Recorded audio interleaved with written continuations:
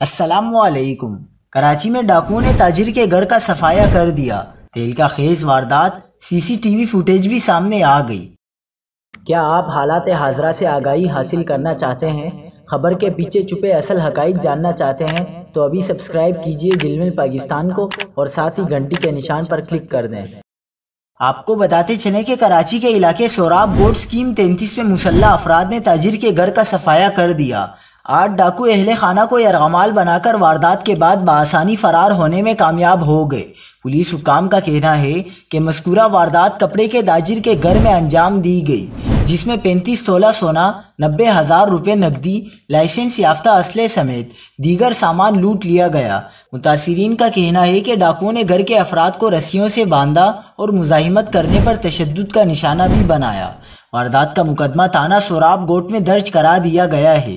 واقعے کی سی C T V footage بھی پولیس کو فراہم کر دی گئی ہے، جس میں ایک سفید کار میں سوار ملزمان کو آتے جاتے دیکھا جا سکتا ہے، جس کے بعد تحقیقات کا آغاز کر دیا گیا ہے۔